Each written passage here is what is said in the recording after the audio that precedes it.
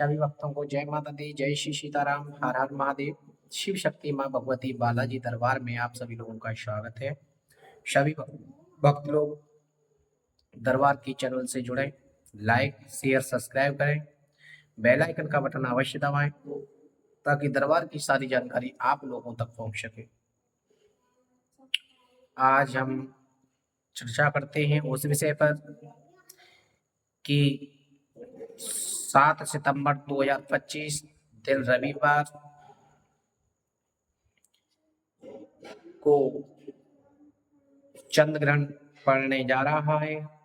साल का आखिरी ये चंद्र ग्रहण है। ये रात्रि 9:57 पर लगेगा। रात्रि 11:26 तक ये रहेगा।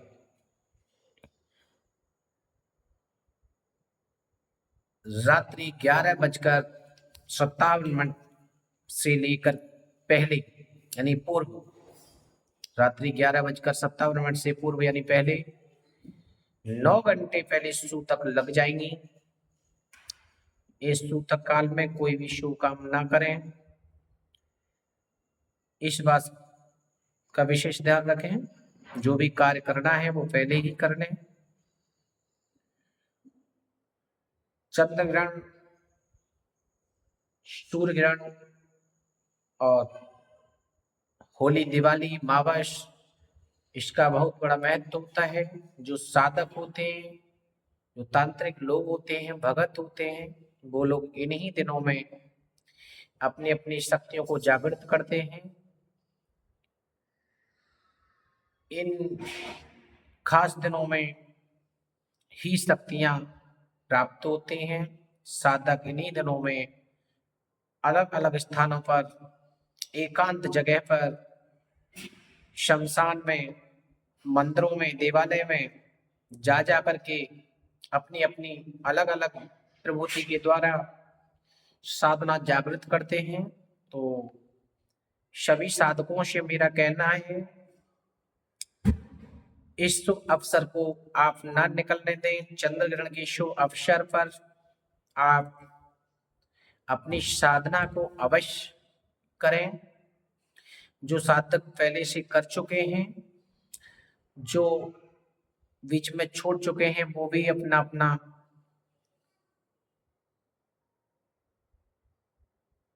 मंत्रों के द्वारा, अपने अपने मंत्रों के द्वारा, अपने गुरु के मंत्र के द्वारा व अपने इष्ट के मंत्रों के द्वारा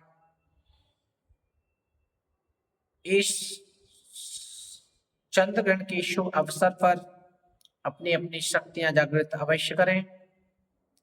आपको लाभ होगा।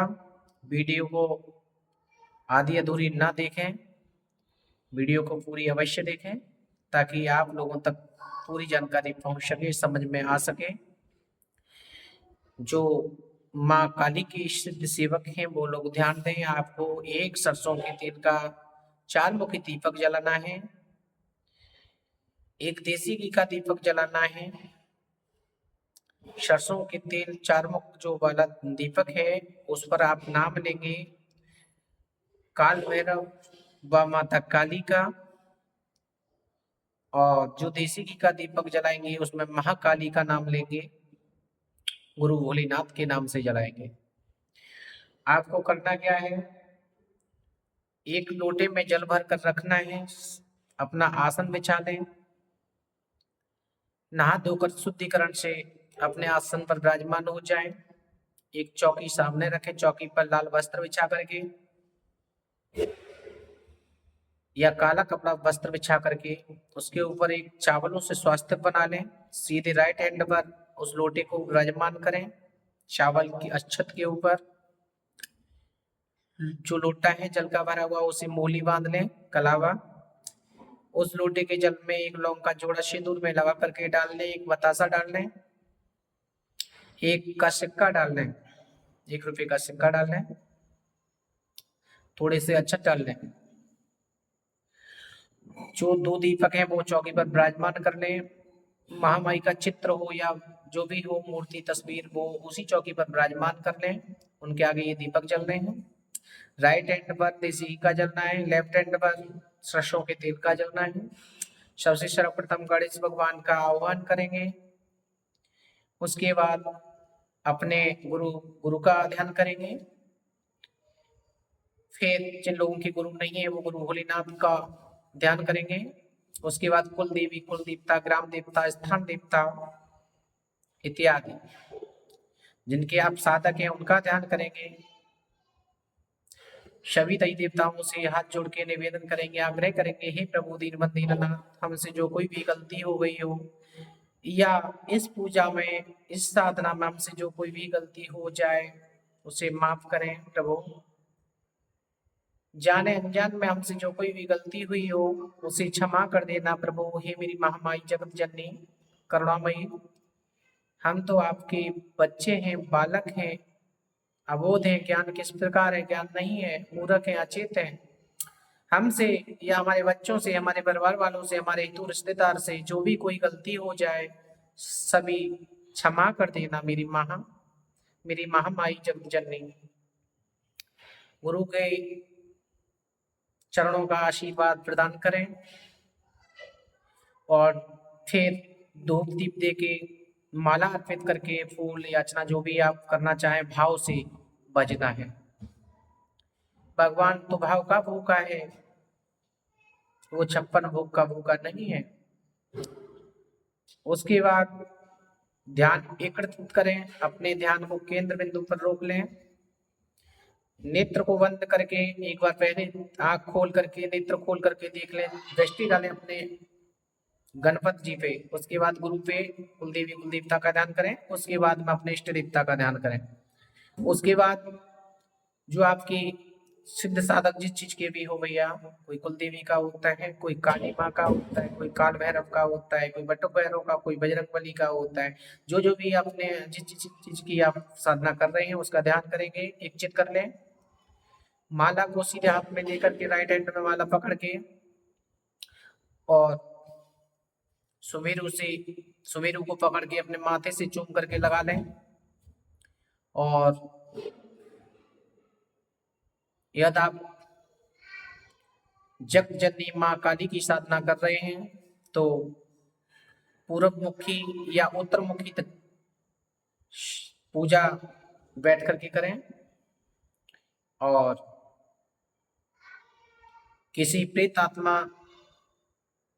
जैसे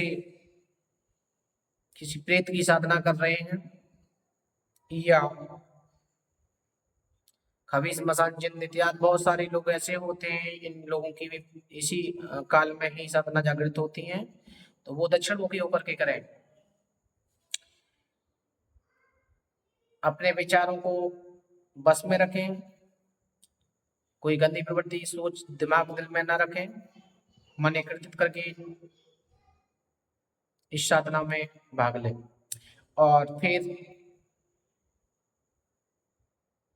माला को जितनी हो सके मात्रा में करें, 21, 51, 108 जितनी कर सकें उतनी करें। करने के बाद प्रत्येक माला पर अर्घ अवश्य दें। अर्घ, जो लोग अर्घ का मतलब नहीं जानते हैं वो दरबार के कॉन्टेक्ट नंबर पर कॉल करके जानकारी ले सकते हैं, पूजा याचना के बारे में पूछ सकते हैं। इसका कोई भी दरबार से शुल्क नहीं लगता है। और सभी भक्तों से कहना है, गुरु की चरणों में रह करके ही साधना करें। कोई भी साधना नई स्टार्ट करने से पहले गुरु से, अपने अपने गुरु से अवश्य जानकारी ले लें, गुरु के सानिध्य में रह करके ही साधना को करें, अन्यथा कोई भी परेशानी हानि हो सकती है, उसके जिम्मेदार स्वयं होंगे। तो यदि हमारी वीडियो आप लोगों को पसंद आई हो तो वीडियो को लाइक, शेयर, सब्सक्राइब अवश्य करें, बेल आइकन का बटन अवश्य दबाएं, जानकारी आप लोगों तक पहुंच सके। और अपनी अपनी मति के अनुसार व अपने अपने भाव के अनुसार कमेंट बॉक्स में जवाब अवश्य दें। जय माता दी लिख करके कमेंट बॉक्स में जवाब अवश्य दें। तो इसी के साथ साथ सभी भक्तों को जय माता दी, जय श्री सीताराम, हर हर महादेव, हर हर महादेव।